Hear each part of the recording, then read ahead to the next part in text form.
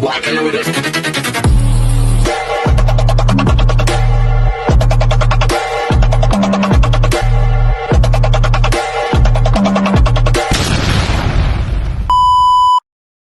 Hello beautiful people! Welcome back to my channel. This is your Mama Sam dito sa Sam Sam TV. Kamusta naman kayo mga amigo, amiga, kumare at kumpare? Sana lahat kayo ay okay na okay ngayong araw ng Sunday. So happy blessed Sunday sa atin lahat ng bonggang-bongga. So kamusta naman ang tulog ng mga nasa parting Amerika? So sana lahat kayo ay okay na okay. And then of course, shout out din sa mga kaibigan natin na nasa parting Saudi Arabia or Middle East na nagtatrabaho. Ayun, so kamusta kayong lahat? So sana lahat kayo ay okay, di ba? So okay lang, dapat ganon. And then of course, saan ka man sulok ng mundo, especially sa Pilipinas. So yon, have a blessed Sunday po sa inyong lahat. So ang bilis ng araw, nasa 23rd na tayo ng Marso. Nakakaloka, di ba? Kung iisipin mo, grabe talaga, grabe. So, sobrang ang bilis ng panahon. So, dapat i-enjoy lang natin talaga at huwag kang magpa-stress kasi wala ka namang mapapala kung lagi kang stress. So, di ba? So, just keep smiling and then laban lang. And then, kung may problema na pinagdadaanan, I think kailangan mo lang ay magdasal. Ayun ang importante. Tumawag tayo sa itaas. Walang imposible guys sa Panginoon. Subok ko yan at mapapatunayan ko yan sa inyo. Basta nandoon lang yung tiwala mo sa Kanya, 100%. Walang duda dapat. Dapat kapag nagdasal ka at humingi ka sa Kanya, make sure talaga na buo yung loob mo na walang pagdududa. Kasi kung meron, wala talaga mangyayari sa'yo. Ganon. So dapat chill lang ang labanan at always remember, nothing impossible with God. Basta. Kaya dapat siya yung sinasabihan mo ng mga problema mo, sa kanya ka nagkukwento, sa kanya mo sinasabi yung mga sekreto mo, kasi siya lang ang makakaintindi.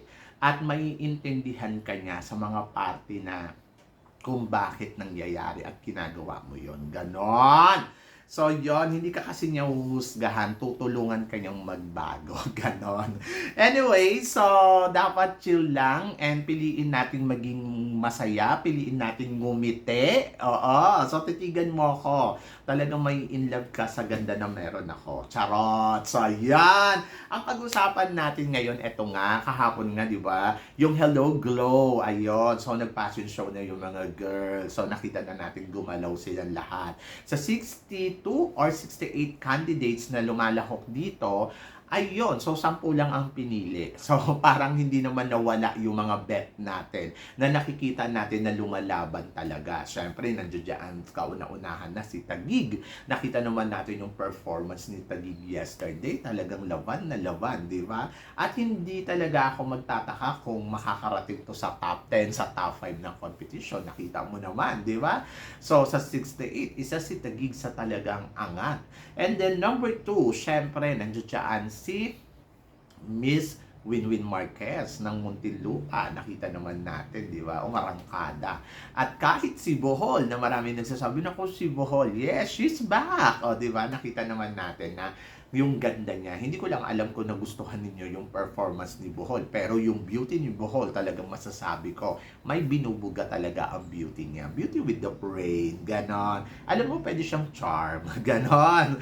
Bakit hindi? Kasi may ganda talaga ino-offer. And then, next is si Baguio. Si Baguio talaga very charming naman talaga si Baguio in terms of beauty ang pag-uusapan. Ay nako, may beauty talaga si Baguio. Kahit naman nung sa simula pa lang nakikita ko na kaya hindi rin ako nagulat.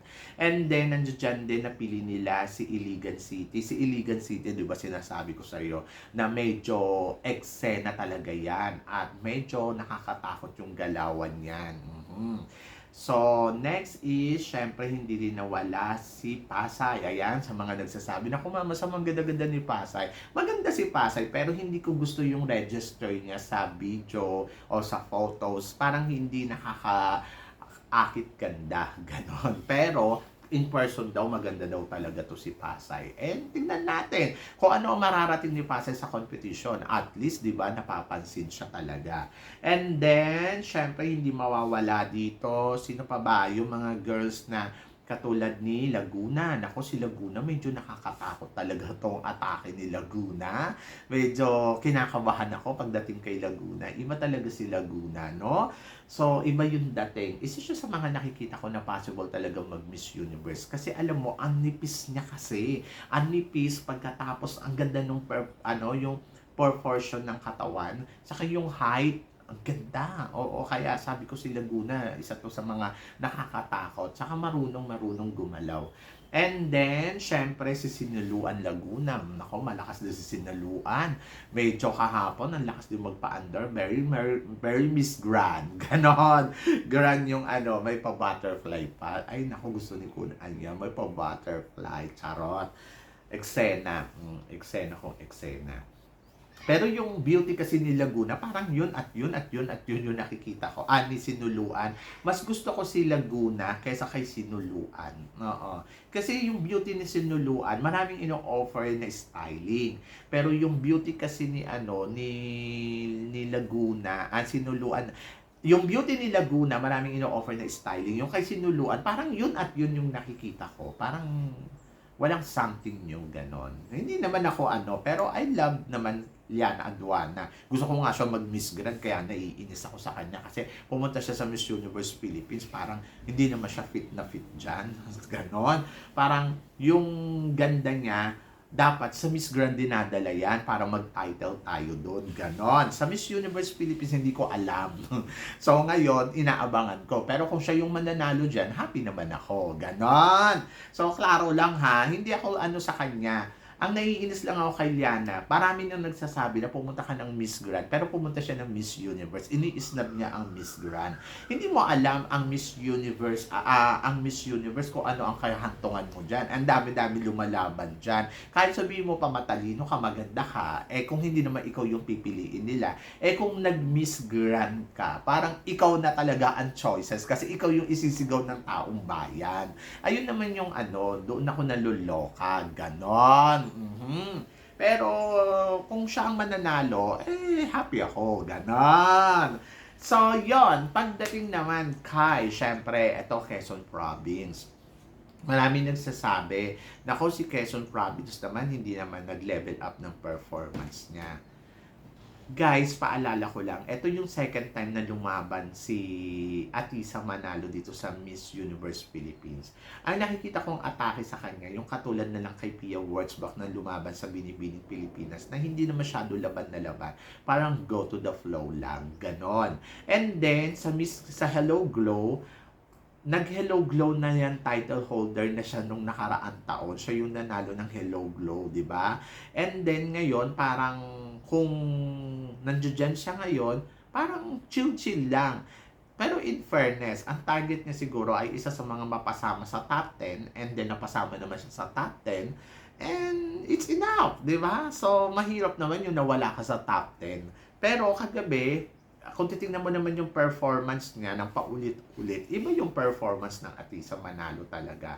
Nakita naman natin na ibinibigay niya. Saka ang ganda ng lola mo. Kung may makikita kayong malinaw na video, ay nako, doon kayo pumunta sa For the Philippines. Ang linaw ng mga video nila. Kita mo yung mga mukha ng mga babae. Kung gaano talaga sila kaganda. At grabe si Atisa. Dito bumabalik ako, I think si Atisa to. Yung mga tipong ganon. Sa pasarela ni Atisa Manalo is enough ba? Parang feeling ko, kailangan niya siguro talaga magpa-under training kay CJ Opiasa kung gusto niya na mag-level up yung performance niya. Kaya lang, CJ Opiasa kasi ang ibinibigay na performance is pang Miss Grand, di ba? Kaya medyo parang feeling ko, nag-aanilangan dyan si Atisa Manalo na kung papalitan niya ba yung performance niya. Kasi hindi naman to Miss Grand na parang humataw ka ng humataw dyan at tumambling ka dyan ng bonggang-bongga. Mas simplihan ang galawan, mas bongga. Basta makikita sa iyo yung pagiging elegante. Ganon. So yun yon. Kasi this is a Miss Universe. So kailangan nang makita sa iyo yung mga galawan na talagang elegante yung datingan. hindi yung hataw na hataw ka dyan. Hindi naman to Miss Grand. Ito ay Miss Universe. And then dapat pang Miss Universe lang din yung atake mo.